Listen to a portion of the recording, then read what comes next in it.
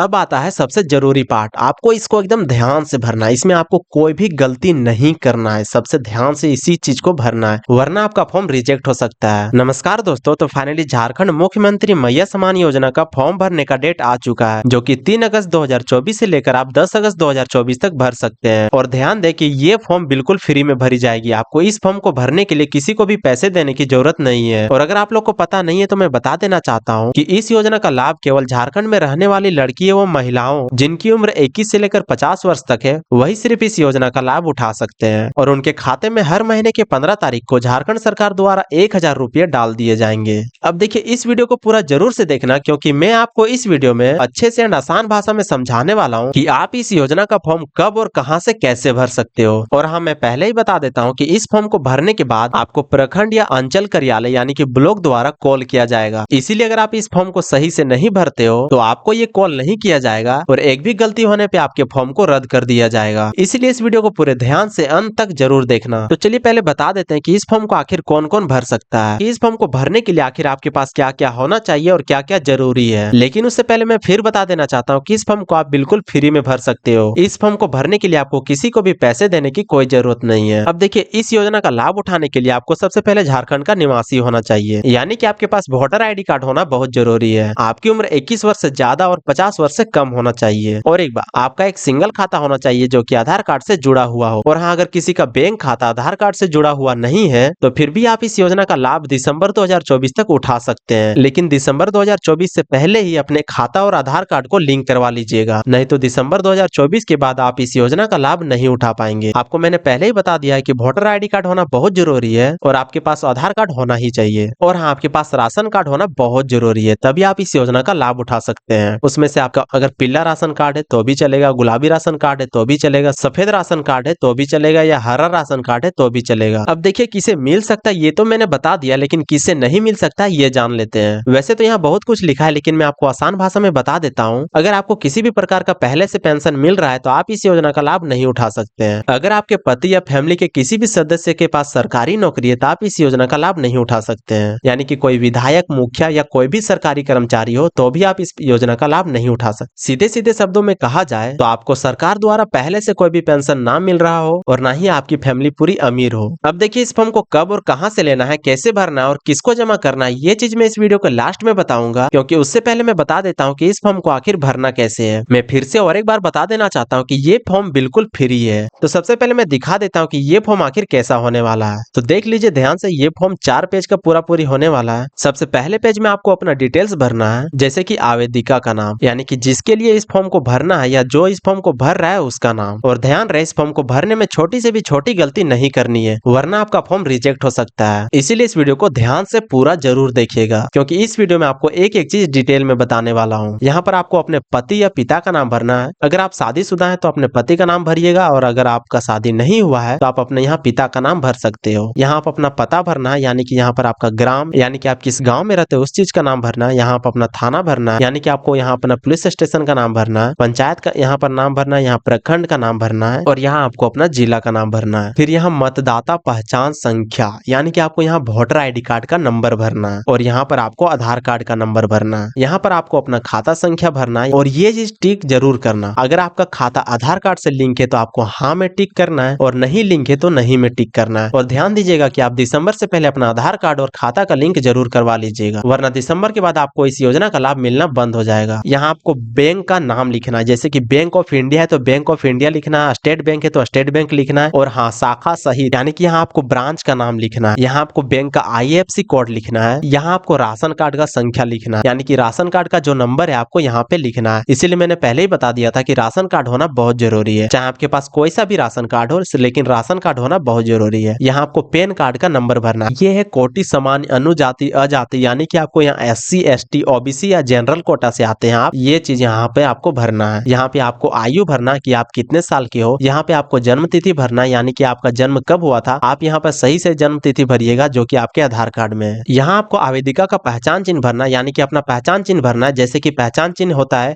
आपके चेहरे में तिल होना चाहिए, जैसे कि ओठ में या गाल में या माथा में कहीं भी तिल होना चाहिए, उसको पहचान चिन्ह बोला जाता है। आप यहाँ पे भर सकते हो, जैसे कि आप यहाँ पे भर सकते हो कि मेरे दाहिने गाल पे एक तिल है। आवेदिका का मोबाइल नंबर, यहाँ आप मोबाइल नंबर वही भरना जो आपके आपके पास हमेशा रहता है या चालू है, क्योंकि आपको इसमें कॉल आने वाला है। ध्यान देना, आपका हस्बैंड का या किसी का भी मोबाइल नंबर नहीं भरना है, आपका खुद का पर्सनल मोबाइल नंबर भरना है, क्योंकि इसमें आपको कॉल आने वाला है, मैसेज भी आने वाला है कि आपके खाते में कब पैसा आया। आपको यहाँ भरना है कि आप शादीशुदा हैं या नहीं। अगर आप शादीशुदा हैं तो हाँ में टिक करना है, और नहीं है तो नहीं में टिक करना है। और यहाँ पे आपको आवेदिका का स्थिति भरना है, विधवा है तो विधवा पे टिक करना है, तलाकशुदा या प्रायिकता पे। अब आता है सबसे जरूरी पार्ट, आपको इसको एकदम ध्यान से भरना है। इसमें आपको कोई भी गलती नहीं करना है, सबसे ध्यान से इसी चीज को भरना है। अगर आधार कार्ड आपके पास है, इसमें टिक करना, पासबुक है टिक कर देना, सब बोला जाए तो सब में आपको टिक करना जरूरी है। अगर आपका एक भी क्रॉस बनता है तो रिजेक्ट होने का चांसेस होता है, तो सब में सही टिक करना, किसी में काटकुट नहीं करना। अब देखिए इसके नीचे ही आपको स्व घोषणा पत्र मिल जाएगा, तो आपको इस चीज को पूरे ध्यान से भरना है, क्योंकि यही चीज बहुत इंपॉर्टेंट पार्ट है। यहाँ पे अपना नाम भरना है, यानी जो भी इस योजना का लाभ उठाना चाहता है उसका यहाँ पे नाम भरना है। यहाँ अपने पति या पिता का नाम भरना है। फिर से मैं बता देना चाहता हूँ कि शादीशुदा है तो पति का नाम ही भरिएगा, और नहीं शादीशुदा है तो पिता का नाम भरिएगा। यहाँ पे आपको अपना उम्र भरना है, यानी कि अगर आप 22 साल है तो 22 साल भरना है, 23 साल के हैं 23 साल भरना है। यहाँ से वापस से अपना गाँव का नाम भरना है, यहाँ पोस्ट का नाम भरना है, यहाँ थाना का नाम भरना है, यहाँ पंचायत का नाम भरना है, यहाँ प्रखंड का, और यहाँ जिला का, यहाँ मोबाइल नंबर भरना है। उसके बाद यहाँ सारी चीजों को पढ़ लेना है। यहाँ आपको अपना साइन करना है। अगर आप साइन नहीं करने आता है आपको तो आप अंगूठा दे सकते हो। अब हम लोग पहुंच चुके हैं तीसरा पेज। तीसरा पेज में आपको वापस से यहाँ पे अपना नाम भरना है, यहाँ अपना पति या पिता का नाम भरना है, यहाँ ग्राम यानी कि पता गांव का नाम भरना है, थाना का नाम भरना है, पंचायत का नाम भरना है, और यहाँ प्रखंड का नाम भरना है, यहाँ पे जिला का नाम भरना है, और यहाँ पे मोबाइल नंबर भरना है।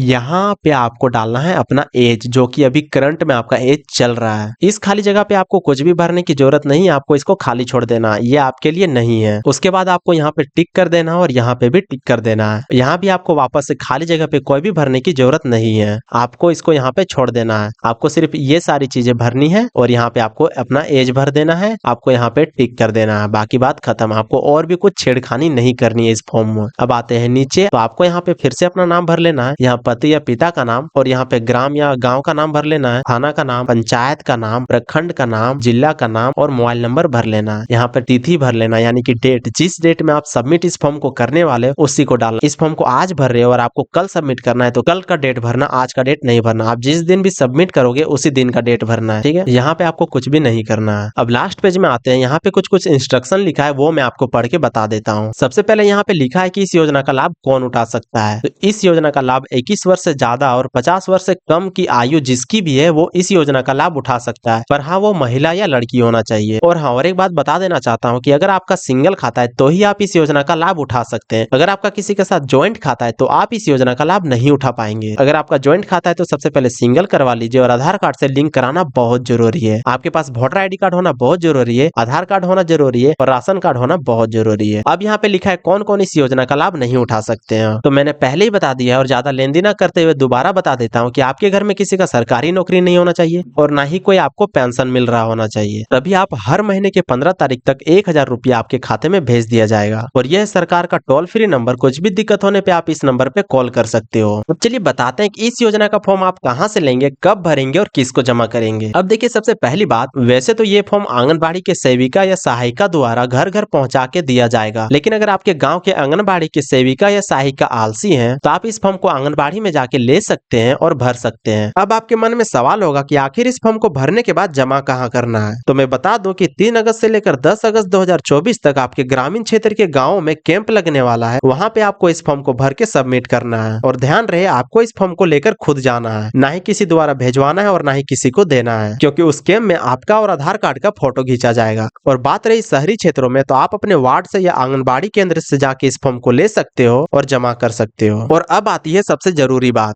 अगर आप 3 तारीख से लेकर 10 तारीख तक कहीं बाहर हो और अगर किसी कारणवश आप इस फॉर्म को नहीं भर पाते हो तो फिर आपके पास क्या उपाय है। तो यहाँ पे साफ साफ लिखा है कि आंगनबाड़ी केंद्र में विशेष कैंप लगेगा, यानी कि कैंप लगेगा तब फॉर्म सबमिट कर सकते हो, या फिर आप इस फॉर्म को 10 अगस्त तक नहीं भर पाते हो किसी कारण से, तो आपको टेंशन लेने की कोई जरूरत नहीं है, क्योंकि उसके बाद भी आप अपने नजदीकी प्रज्ञा केंद्र में इस फॉर्म को सबमिट कर सकते हो। यानी कि आपके आसपास जितने भी प्रज्ञा केंद्र है वहां पे जाके आप इस फॉर्म को ले सकते हो, भर सकते हो एंड सबमिट कर सकते हो। तो आपको घबराने की कोई जरूरत नहीं है। पर हाँ, अगर आपके गाँव में कैंप लगी है उसी समय इस फॉर्म को आप भर लेते हो तो आपके लिए बहुत खुशी की बात हो सकती है। और मैं जाते जाते वापस से बता देना चाहता हूँ कि इस फॉर्म को भरने के लिए किसी को भी पैसे देने की जरूरत नहीं है। अगर आपको ये वीडियो थोड़ी सी भी हेल्पफुल लगी है तो प्लीज इस वीडियो को लाइक करके चैनल को सब्सक्राइब कर लीजिएगा, क्योंकि इस चैनल में आपको एकदम सही एंड सटीक जानकारी हमेशा मिलती रहेगी।